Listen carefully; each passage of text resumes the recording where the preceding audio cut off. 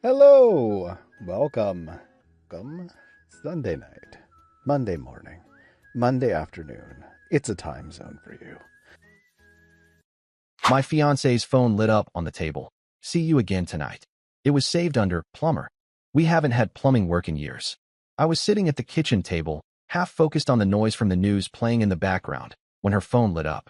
The screen faced upward, and for a second, I almost ignored it. But the glow caught my eye, and there it was, 5 words that snapped me wide awake. It was saved under a name that didn't belong to any friend or family member. A tradesman's title, one we hadn't had reason to call in years. I didn't touch the phone. I didn't ask her about it when she walked back into the room. That's the kind of conversation where you only get one shot, and I didn't have enough in my hand to take it yet. Instead, I tucked the moment away in my mind like a razor blade in a sleeve. She sat down, took a sip of water, and slid the phone into her pocket without a glance. That night, lying next to her, I thought back over the past few months. Little shifts I'd dismissed at the time, her staying later at work, the new habit of taking calls in the other room, a sudden interest in dressing up for client meetings that never seemed to be in her calendar. I had chalked it up to stress or career ambitions. Now it all looked like pieces of a larger shape I hadn't seen before. The next morning, I started with the basics. I checked our joint email folder where utility bills and service confirmations were usually forwarded. The last plumbing work in our records was nearly 3 years ago, a broken faucet in the bathroom. No invoices, no messages, no nothing since then. I moved to our shared bank account, scrolling through transactions. I wasn't looking for direct payments. If she was careful, she wouldn't use a card for that. But there were cash withdrawals on a schedule, small enough to blend in, large enough to raise suspicion when I saw the dates matched her late nights. I printed those statements and kept them folded in my desk drawer. Then I pulled out my laptop and began building a simple table. Dates, her stated reason for being out, where she said she was, and any bank or location data I could attach. At first, it felt like overkill. By the time I finished logging a month's worth, the pattern was glaring. She was always out on Tuesdays and Fridays, for roughly the same span of hours. I needed eyes on her movements, not just numbers. An AirTag was too risky. Some phones can detect unfamiliar ones nearby. So I ordered a hardwired GPS tracker designed for fleet cars. It arrived the following afternoon, disguised in plain packaging. That night, while she was in the shower, I slipped outside and secured it under the frame of her car. The first run of data came back the very next day. She left work at her usual time, but instead of heading home, she drove across town and parked at an unfamiliar apartment complex. She stayed there for 2 hours before heading to a coffee shop, then home. I didn't confront her. I wanted more. Over the next 2 weeks, the pattern repeated with machine precision. Same location, same time frame. Each time, the tracker pinged the same coordinates. On the 3rd week, I decided to get a visual. I drove to the complex an hour after she'd left for networking drinks and parked a few spaces away from her car. The blinds on most of the units were closed, but I recognized her silhouette in one of the lit windows on the 2nd floor. She wasn't alone. A man's shape moved across the room, closer to her, and then both disappeared from sight. I waited in the car, timing her exit. When she finally came down, he was with her. He was taller than me, wearing a work jacket with no company logo, and had a way of walking that suggested familiarity with the space. They laughed at something between them before parting ways. I kept my headlights off and trailed him just far enough to see the building he entered 2 streets away. I noted the address and the make of his car. The license plate was easy to remember. I recited it to myself until I could write it down. Back home, I dug into public records. The plate came back to a man named Grant, living in the same neighborhood as that apartment complex. A deeper search revealed a conviction for fraud 5 years ago, with probation terms still active. That alone was a lead worth keeping in my back pocket. This was no random fling. She was spending time with someone who carried baggage that could blow up in her face, and, by association, mine. I didn't sleep much that night. My thoughts weren't just about betrayal. They were moving into strategy. I wanted proof that would stand up to more than a heated argument in a living room. I wanted evidence she couldn't spin. The following day, I called in sick and used the time to map out a new approach. First, I installed a discrete camera in our living room angled toward the front door. If she came home at odd hours, I'd have footage. Second, I set up a secondary email account for collecting any intel without risking our shared devices. Lastly, I reached out to a contact from a few years back, someone who had left law enforcement but still knew his way around private investigation work. By the time she came home that night, smiling and carrying takeout, I had everything in place. I played my part, eating dinner, asking about her day, and nodding at her half-hearted answers. When she went to bed, I stayed up under the guise of finishing work. Really, I was reviewing the GPS data and marking her next likely trip. If the pattern held, she'd be at that same apartment tomorrow evening. And that meant I'd be there too. Only this time, I wouldn't be sitting in a car. I was going inside. The plan for the following night began the moment she left for work. I knew she wouldn't be home until after the visit to that apartment, which gave me a wide enough window to move without risk. I kept my actions methodical. If I moved too fast or got sloppy, I'd tip my hand before I had what I needed. By the time she left her office building and the tracker pinged her heading toward the familiar address, I was already a few blocks away. I'd parked my car in a grocery store lot and approached the complex on foot, keeping to the sidewalk until I reached the rear entrance. The place was an older 3-story building with faded beige siding, the kind of structure where tenants rarely question new faces in the hallway. I waited until someone exited, catching the door before it latched. Inside, the smell of old carpet and stale air hung heavy. I didn't go straight to the unit. Instead, I located the mailboxes in the front lobby and scanned the names until I found his. The last name matched my earlier plate search. Above it, the number 2B was printed on a cheap adhesive label. A quick sweep of the hall confirmed the location. The lights inside 2B were on, though the curtains were drawn. I didn't need to knock or try anything reckless. I was here to observe. Across the hall was a vacant unit with a for rent sign taped to the door. Its lockbox hung loosely from the knob. I pulled out my phone, pretending to take a call, while tilting the camera just enough to capture the frame of their door. 10 minutes later, it opened. She stepped out first, hair loose over her shoulders, wearing a different jacket than the one she'd left home in. He followed, carrying a folded paper bag and glancing both ways down the hall before locking up. They walked past me without recognition. I kept my face turned, pretending to scroll through messages. I gave them a 2-minute lead before leaving, following at a distance until they reached her car. They didn't part ways this time. He got into the passenger seat, and they drove off toward a side street. I returned to my own car and tailed them carefully, keeping far enough back to avoid being obvious. They stopped at a quiet restaurant on the edge of town. Not the kind of place for quick meals. This was a sit-down, candlelit atmosphere. They stayed for almost 2 hours. I stayed in the parking lot, catching photos each time they leaned closer across the table, her laughing at something he said. The final shot before they left was of him sliding his hand across the table to hers. When they parted outside, it wasn't with a handshake. It was the kind of goodbye that told me this wasn't a fling starting. It had been going on for some time. That night, I built a timeline with photos and GPS logs. I added the restaurant receipt to my file by checking their website for menu pricing and cross-referencing it with the exact timestamp from my images. The cash withdrawals matched their outings almost perfectly. The more I gathered, the more I realized this wasn't just about catching her. This was about understanding the full scope, because if she was willing to lie this easily, I had to assume the deception extended beyond her personal life. 2 days later, the GPS tracker showed something new. She skipped the apartment and went straight to his address instead.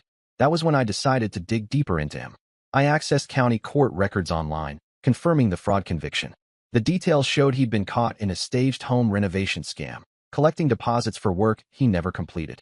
His probation terms forbade certain types of employment and limited his travel, yet the GPS coordinates suggested he was already bending those rules. It was leverage, serious leverage. I took it a step further. I visited the apartment complex during the day under the pretense of looking for a place to rent. The property manager gave me a tour of a unit on the 3rd floor. While there, I asked a casual question about the neighborhood, steering the conversation toward safety and the kind of tenants in the building. She mentioned she'd had to issue a warning to someone in 2B for extra guests staying too often, hinting at noise complaints from neighbors. That told me their relationship wasn't invisible to the people who lived there. If I needed character witnesses later, I already had a lead. When Friday came around, I decided to risk closer surveillance. I positioned my car directly across from the entrance to 2B with a clear view through the narrow gap in the curtains. From there, I caught a blurred silhouette of her standing close to him in the kitchen, his hands on her waist.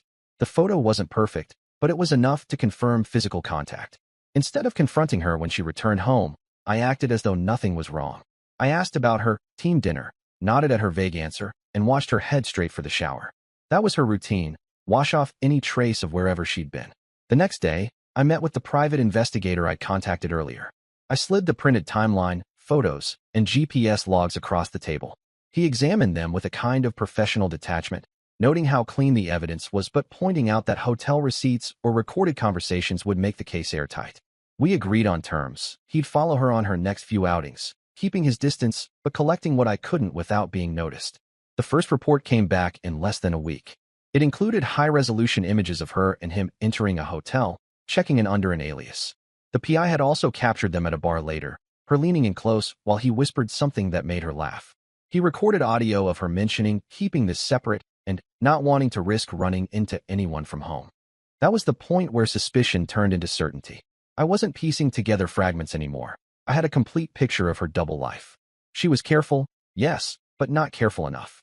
And the man she'd chosen wasn't just a side distraction. He was a liability with a criminal history. I started to think less like a partner and more like someone setting up a case file. Each page, each screenshot, each timestamp added weight. If I pushed this in the right direction, I could dismantle her life without raising my voice once. But that kind of move required perfect timing. I wasn't going to blow this open in a private argument she could deny. I wanted the truth to come out in front of the people whose opinions she valued most, people she couldn't manipulate with half-truths. And by the end of that week, I had exactly the opportunity one needed to set the stage. By the time the private investigator's second report landed in my inbox, I knew the window for action was opening. This batch was heavier than the first. Video clips of her entering the same hotel with him twice in 1 week, receipts for dinners that would have cost a month's groceries, and a short audio clip where she talked about getting her situation sorted before the wedding. Those last words hit like a steel rod to the ribs. It meant she was still planning to go through with our engagement, still planning to look me in the eye at the altar and pretend everything was as it should be. I didn't want to just expose her. I wanted to do it in a way that she couldn't spin, couldn't paint herself as the victim, and couldn't recover from without leaving a permanent dent in her life. That meant her family had to see it, my family had to see it, and ideally, she'd be caught in a moment where she couldn't flee or destroy evidence. The opportunity came sooner than I expected. Her parents had planned to come over for dinner the following weekend, something she had mentioned casually, probably thinking it was a nice, family bonding gesture before the wedding. I agreed instantly and even suggested we invite her younger brother too, knowing he was protective of her but also had little patience for dishonesty. If the truth broke in front of him, his opinion would carry weight with the rest of her family. From that moment, the dinner wasn't about food. It was about choreography. I mapped out the living room, making sure the TV could be seen clearly from the dining table. I tested my laptop's HDMI connection twice, loading up a folder I'd named Vacation Ideas, but filled with GPS screenshots, date-stamped photos, and a couple of the PI's videos. The folder was arranged so that the first few images looked like normal, harmless travel pictures, so when the shift came, it would hit harder. 2 days before the dinner, I called the private investigator one more time. I wanted a final sweep, anything fresh to add to the pile. He came through with a recording from just the night before. Her and the plumber leaving the apartment complex together, him carrying an overnight bag, her leaning into his shoulder in the parking lot. It was clear enough that no one could call it an innocent gesture. The day of the dinner, I went about things as normally as possible. I made sure she believed I was in full host mode, helping with table settings, running out to get her favorite wine, joking about how her father would inevitably complain about the traffic. Inside, I was running a mental checklist, evidence ready, cables in place, backup copies saved to a USB drive in my pocket, audio levels tested. They arrived at 7 sharp. Her father shook my hand. Her mother gave me a polite hug, and her brother gave me that nod men give when they're trying to read if something's off. We sat down, and for the first half hour, it was small talk. Updates about work, a few stories from her parents' recent trip, and her laughing a little too loudly at things that weren't that funny. I caught her glancing at her phone more than once, but she didn't leave the table to check it. When the plates were cleared for dessert, I made my move. I excused myself, pretending I was going to grab something from the kitchen, but instead I dimmed the lights slightly and pulled up the Vacation Ideas folder on the TV screen. I started with a few genuine vacation photos from years ago. Us at the coast, a city skyline we'd visited. Everyone smiled politely. Then I clicked to the next image. It was a GPS map from my tracker, with her car's movements highlighted. Her mother tilted her head slightly. Her father's brow furrowed. Her brother leaned forward. The next image was a time-stamped photo of her car outside the apartment complex. Then came the photo of her with him in the parking lot, laughing, his hand on her back. I didn't speak. I let the sequence tell its own story. When the first hotel footage played, the air in the room changed. Her mother's hand went to her mouth. Her father sat back slowly, his face turning a deep, dangerous red. Her brother muttered something low under his breath, eyes locked on his sister. She didn't move at first, like she couldn't quite process what was happening. Then she pushed her chair back sharply, muttering that this was insane and out of context. I didn't respond. I just clicked to the audio clip where her voice clearly mentioned keeping her life separate and not risking running into anyone from home. Her father turned to her, not me. He asked her directly if it was true. She didn't answer, just grabbed her phone and bag and walked toward the front door. But I'd planned for that too. While she was scrambling for an exit, her brother stood and blocked the hallway. He didn't touch her, but his presence was enough to make her stop. That gave me the opening to speak, not to argue, but to explain exactly how I'd gathered every piece of evidence. I listed the cash withdrawals, the GPS logs, the photos, and the PI's role. I even mentioned the plumber's full name and criminal record. Her father's voice was low when he finally said she should sit back down. She didn't. She muttered something about me spying and manipulating her family, then brushed past her brother and slammed the door on the way out. The silence she left behind was thick.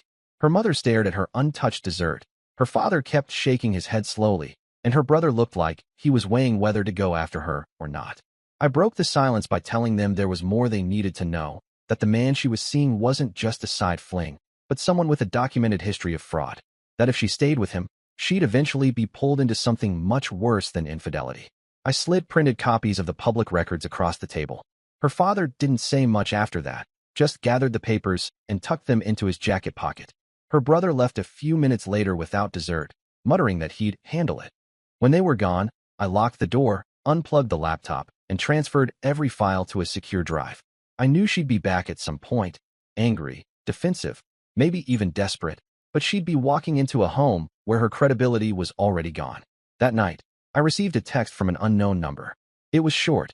"You've made a big mistake." No name, but the tone screamed of him. I didn't reply. Instead, I forwarded it to the PI, who added it to the file along with everything else. The following morning, I called the bank and had her removed from all joint accounts.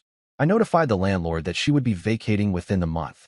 I contacted our wedding vendors, canceling each booking in turn. Every deposit loss was a small price to pay for the control I was reclaiming. By the end of that week, word had spread. Her family wasn't defending her.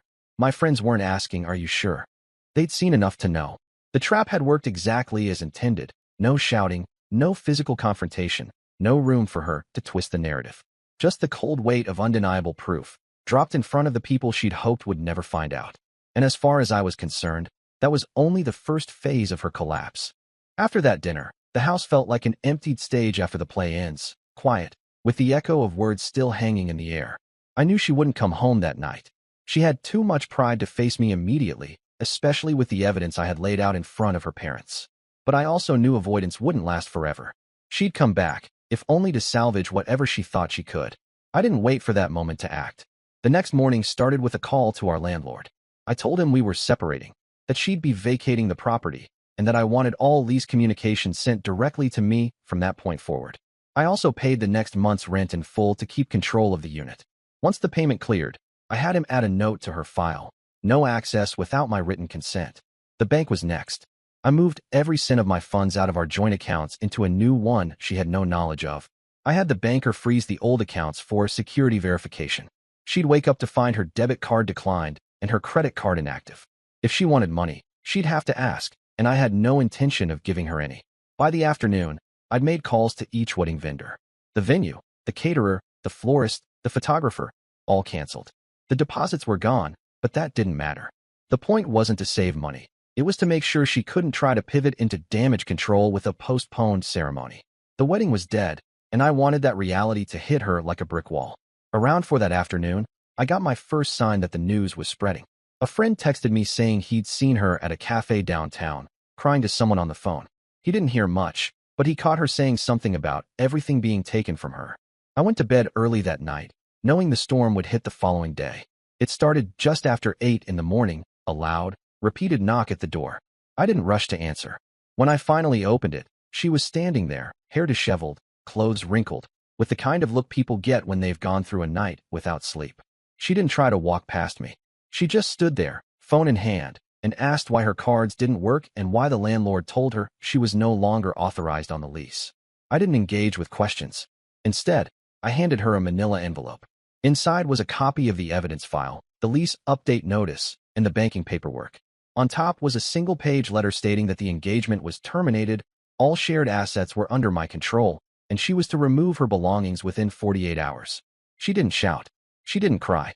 She just stared at me with a cold, sharp expression that told me she'd switched into survival mode. Without a word, she turned and left. But the next part of the fallout wasn't coming from her. It was coming from the man she'd risked everything for. That same week, I had the private investigator forward all relevant photos and location logs to the man's probation officer. It wasn't about the affair. It was about his repeated visits to hotels outside his allowed travel area, the fact that he was likely paying in cash without reporting income, and his association with someone who could be a financial resource for him, her. I didn't expect it to lead to immediate arrest, but it was a lever worth pulling. 2 days later, I got confirmation that it had worked. A neighbor texted me a photo of a police cruiser parked outside his building, with 2 officers escorting him to the car. The caption read, "Guess who's in trouble?" That same day, her mother called me, not to defend her daughter, but to tell me she'd moved back into her cousin's spare room. The cousin's place was 2 towns over, far enough to make any casual visit inconvenient. Her mother also admitted that they'd confronted her about the man's criminal record, and she'd tried to claim she didn't know. The problem was, I'd already given them the timeline showing she'd known him for months. The lie only made her look worse. Then came the job. One of the private investigator's side recommendations had been to look into her professional life. Sometimes affairs bleed into the workplace in ways people don't realize. I didn't even have to dig far. Using an anonymous email account, I sent her employer a tip linking her to someone under active probation for fraud, attaching a couple of photos of them together along with a note suggesting they look into recent expense reports. I didn't know if she'd been using company funds to bankroll her outings, but it was enough to raise suspicion. By the following Monday, she was out of that job. I didn't get the official reason, but the timing spoke for itself. The collapse wasn't just financial, it was social. Our mutual friends either sided with me outright or went silent toward her.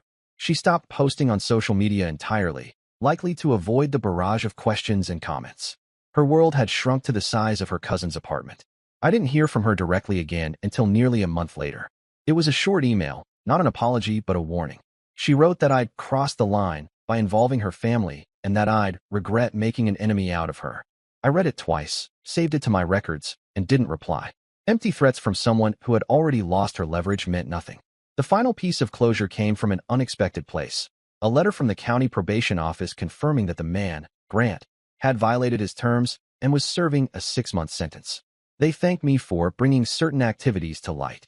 I couldn't help but think about the irony. She'd gambled our engagement, her job, and her standing with her family for a man who was now behind bars. In the weeks that followed, I rebuilt my life quietly. I reconnected with friends I hadn't seen much during the engagement. I took a short trip out of state, leaving my phone on silent for most of it. When I came back, the apartment felt lighter, every trace of her gone, the space entirely mine. I didn't block her family. If they wanted to reach out, I had no reason to cut them off. In fact, her brother sent me a message one evening, saying he respected the way I'd handled everything. He admitted he'd confronted her the night of the dinner after she left, and that she tried to twist the story into me being controlling. But when he'd asked her point blank if the man in the photos was her lover, she'd gone silent. That was all the confirmation he needed. Her mother sent a different kind of message weeks later, just a short note saying she hoped I was doing well and that she was sorry things had turned out the way they did. I appreciated it for what it was, not a plea for reconciliation, just an acknowledgement that they'd seen the truth for themselves. The engagement ring stayed in my desk drawer for a while. I considered selling it immediately but decided to wait until the sting had worn off. Eventually, I took it to a jeweler, got a fair price, and used the money toward a new car. A practical replacement for something that had become nothing more than a reminder. Looking back, the most important part wasn't catching her. It was making sure I controlled the timing, the setting, and the narrative. By turning it into a calculated exposure instead of a shouting match, I'd ensured she couldn't rewrite the ending. Everyone who mattered had seen the same unfiltered truth. And that was something she couldn't undo, no matter how many stories she tried to tell afterward. As for her, last I heard, she'd left her cousin's place and was living in a rented room near the edge of the city. No job in her old field, no steady income. And, if the rumor from a mutual acquaintance was true, no more contact with the man she'd thrown it all away for. That was the consequence she had earned, and the one I had patiently built, piece by piece, until there was nothing left for her to stand on. And that's the story. If you're still here, that means you're one of us. So go ahead, hit that subscribe button. I drop new chaos every single day, and trust me, tomorrow's story, it's even worse than this one.